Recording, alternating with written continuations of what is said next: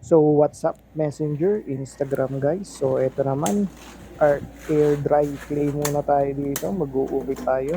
Natusan nga tayo ni Kapitan na gumawa ng ibon dun sa may Christmas tree na inassemble niya.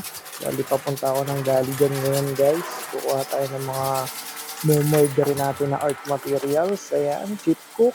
Tingi akong legal na foil natin dyan. Kinuha ko na, ayan na. Sinukat ko na yung alambre dun sa ginawa kong sketch. Bali, gagawa muna tayo ng base nung uukita natin ng air dry clay. I-scalp natin na air dry clay. Bali, gagawin ko nga pala dyan guys is pilyawan. Yung kulay dilaw na ibon guys, yung pilyawan. Sa English, black nape orioles. Kaya na nga, nagsimula na nga tayong humulma dyan. Bali, yung base niyan, foil lang. Hinulma ko lang na parang katawan ng ibon, tsaka ulo ng ibon. Tapos kinapit-kapit na natin dyan yung air dry clay. Yan naman yung mga art materials ko dyan guys. So alambre lang. Tapos yung ibang pang ukit ko dyan, pang scalp ko. Improvise ko lang guys. Dali matagal-tagal na gawaan to.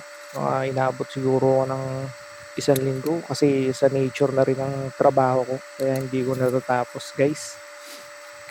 Kaya papitik-pitik lang yung galaw ko sa project natin guys. Bali ginawa ko palang 2 part yung video natin.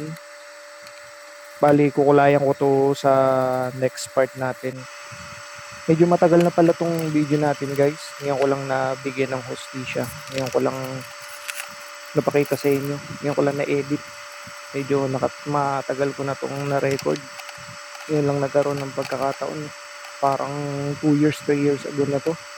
Yan nga guys, sa puntong yan, naglalagay na tayo ng buntot sa kilyawan natin. Bali, papangalanan ko nga pala siyang Lenny, the Yellow Kilyawan. Yan nga, nakikita na natin yan guys, yung mga detalye. Medyo mahirap nga din yung pag-ukit ko dito kasi hindi ko pa kabisado yung air dry clay. Parang nagsisimula pa lang ako gumamit ng air dry clay dyan. Meron nga din pala siyang inakay guys. Pero yung version ng inakay na ginawa ko, maliit lang na inakay yung anak niya. Yan na nga yung progress natin. No? Medyo buo na siya dyan sa part na yan. Dire-diretso pa rin yung ukit ko dyan. Nasa bandang ano na ako yung tinutungtungan niya. Bali gagawin kong kahoy yan. Inuwi pala ni Kapitan yan. Binayaran lang ako ng tig $4 na wine. Tapos hindi lang yun yung inuwi ni apat. May ginawa pa akong isang air dry clay na art na maganda rin. Tapos pina-frame niya daw. Nilagay niya dun sa resto bar niya. Bali naka-display din yung art piece ko.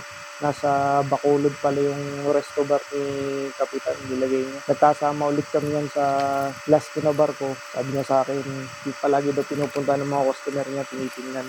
Ganun. So ayun lang guys, sumaba na usapan natin from my hands to your screen. See you on the next art journey. Thank you!